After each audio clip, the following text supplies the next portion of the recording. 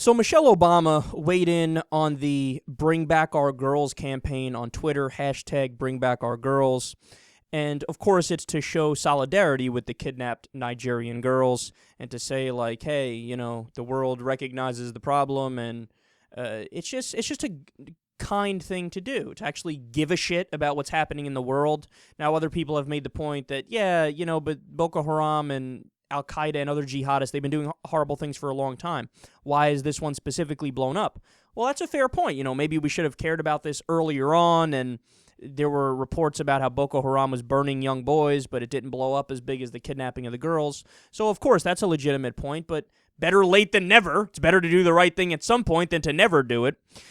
Well, Ann Coulter decided to mock Michelle Obama when Michelle Obama did the hashtag Bring Back Our Girls, where she holds up the sign. And Ann Coulter held up a sign that says, Bring Back Our Country. You get it, because the Obamas have taken away the country because they're black. I mean, because Ann Coulter disagrees with them. Well, anyway, Twitter exploded with clever signs of Ann Coulter holding the sheet of paper, but they would fill in whatever they wanted on the paper, and they absolutely demolished her. So let's take a look at some of them. Hashtag Bring Back My Soul.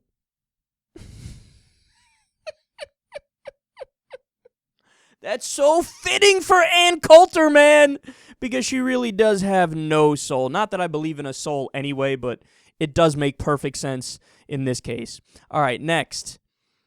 Is pee stored in the balls? They get better and better. Next, Bring Back Our Country and My Stablemate. You get it? Huh?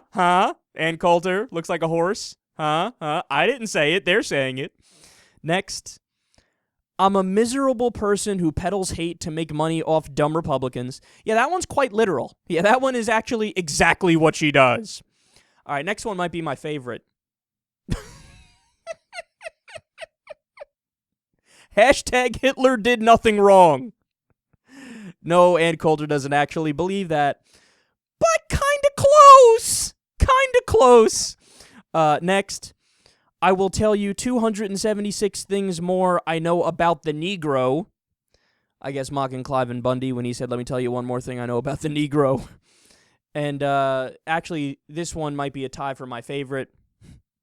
It is Ann Coulter holding up a picture of a pig shitting, which, by the way, is right in line with how terrible her books are. There's more informational value in watching a pig take a shit than there is in reading one of Ann Coulter's books. God, it's... You know what it is? Here's the thing about Ann Coulter. I was thinking about it earlier, and yes, it almost made me sick to just think about her for a split second. But the thing is, people don't respect her, and people hate her. There's only like a few people, in Mississippi and Alabama and Kentucky who are her fans. They're all named Cletus, and like 84% of them are missing their teeth. But the thing is, everybody else hates her because she's a doctrinaire. So she does the same thing that Rush Limbaugh does, which, by the way, his ratings are so bad now and nobody likes him now, to the point where college radio stations are beating him in the ratings. And they only have a radius of a few miles where you could pick up the signal. He's getting destroyed right now. There was a big article in Politico recently about it, about how it's all a sham, all right-wing radio. And she makes the same mistake that Sean Hannity makes and the same mistake that Rush Limbaugh makes. And don't get me wrong, there are some right-wingers who don't make the mistake, like Bill O'Reilly, for example. Every once in a while, he will buck the system and disagree with the establishment Republicans, and people go, oh, wow, okay, I guess he's more objective and smarter. But Rush Limbaugh, Sean Hannity, and especially Ann Coulter, everything they've ever argued for in their entire careers is Republicans 100% right about everything ever, Democrats 100% wrong about everything ever. And it's just so comical and so stupid that nobody can take you seriously. Contrast that to shows on the left, whether it's myself or David Pakman or comedians who do a political act, Jon Stewart or Bill Maher.